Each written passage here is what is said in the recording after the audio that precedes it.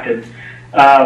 And being in the social justice program was amazing because there were so many other people that you could discuss these things with, and essentially you have a network of support, like a social support system where we could sit down, we could discuss these things. And I remember sitting there till 3, 4 in the morning, sometimes on main campus with people in the program, just talking about, what do we do, what can we do?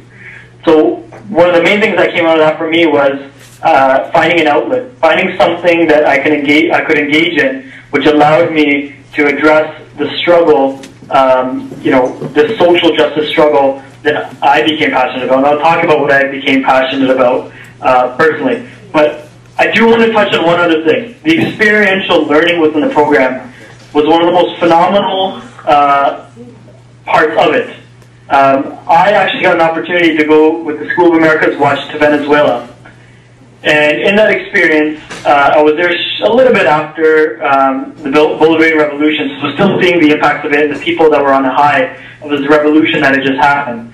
And as soon as I got there, just to give it an idea of why it's important to engage in these programs and why it's important to have these programs, as soon as I got there, Hugo Chavez knew we were in the country, found out we were in the country, and the second day we were there, we were invited to the Summit for the Explosion of Popular Power. So we were invited to this huge, almost celebration, given like third row seats, headsets, and we were able to engage in the revolution essentially. And we were able to even ask Hugo Chavez questions on stage. Second day we were there, the vice president knew we were there, invited us to his presidential palace. We got to sit in a boardroom and ask him anything we wanted to. So we went on from there to witness a revolution and be critical of it and meet with the opposition and do these things. But what I came out of that is that an alternative life, an alternative system to this, for me, this oppressive system of capitalism was possible. There is something that's possible. There is a solution. I know that, I felt like there was something inherently wrong with capitalism, but I never knew what there was to address it specifically, what the alternative system would be. And I saw a system that was functioning very, very well. So I came back, inspired to take some of these ideas and implement it in my life. I was personally, and I always have been since high school, I would say, interested in the struggle of my own community, which was the Sikh community, and the violence that was perpetrated upon them by the Indian state, particularly what I believe to be a genocide. So I wanted to apply all these things that I was learning and these amazing ideas that I was coming across into something tangible. My 3rd or 4th year, I started something called the Sikh Activist Network. I graduated, took 1 year off, worked, but while I was working, I was also working, while I was working with an NGO, I was also working on my community organizing. And I moved to Toronto where there was a much larger community for me to organize in terms of the Sikh community. And what I did there, essentially, or what myself and another individual who co-founded with me did, is we just organized as much as we could. And sorry, I know I'm talking a little longer than I probably should be, so I'm going to try to cut it down as much as I can. 1 minute. Pardon? 1 minute? Oh, wow, okay. So we started this group. That group eventually, worked within this whole concept of an anti-capitalist framework and worked in connection to various struggles.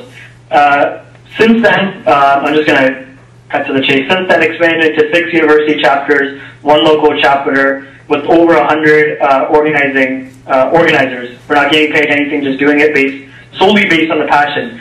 So I worked for a year. After I worked for a year, applied to go back to school. Applied to a bunch of programs. Got into the program that I at least wanted to get into. Didn't get into the other one. So I eventually went there as a master's in conflict studies. Did that program.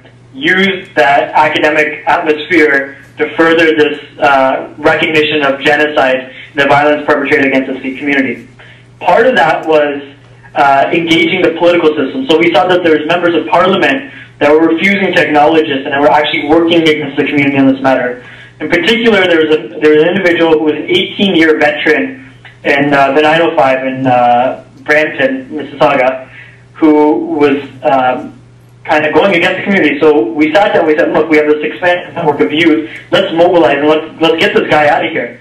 So myself and an individual by the name of Grutton, who co-founded this network with me, we sat down and we said, okay, how are we going to do this? We chose a candidate. So we actually racked our brains, chose a candidate that we thought could win it, and sat down with him and spent a month convincing him.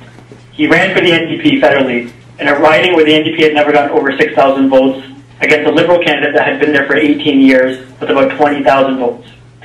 In our first contest, which was this year in the last year in the federal election, we went from about 6,000 votes to 19,000 votes, solely based off a youth campaign, and lost by 500 votes. We re-ran in provincial, won it. We ran on the genocide issue, saying we need to recognize this because there's a lot of people in the community that are suffering from trauma, and we mobilized this network that we had.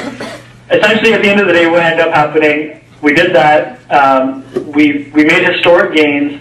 The federal party, for myself, recognized what we had done. I got a job offer in the middle of provincial, and they told me, finish up what you're doing there and come to Ottawa. So basically, since then, I've moved to Ottawa. I'm working with the federal NDP on the parliamentary side in the House of Commons as an outreach officer in the leader's office. So I guess that kind of sums up the last 8 years of my life. I know I think I skipped over a lot, but that's the general idea of what's been going on. But I mean, it shows you what can be achieved if you continue to work on social justice issues and really believe that it can get you somewhere.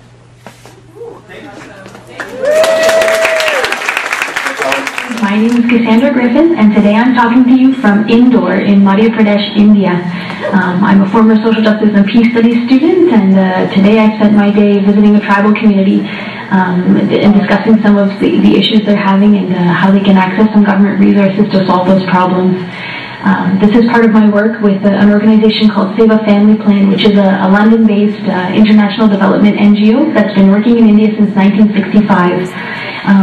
My job is a program support officer with this NGO, and part of my responsibility is managing and monitoring a 5-year, multi-million-dollar program that's being implemented with the support of the Canadian International Development Agency, and it's currently running in 580 villages all across India. So it's a wonderful job, and I'm so happy, and it's only because of the Social Justice and Peace Studies program that I'm able to be here. So my first contact with Save a Family Plan was actually through my service learning placement, which is part of the second-year Social Justice and Peace Studies course requirements.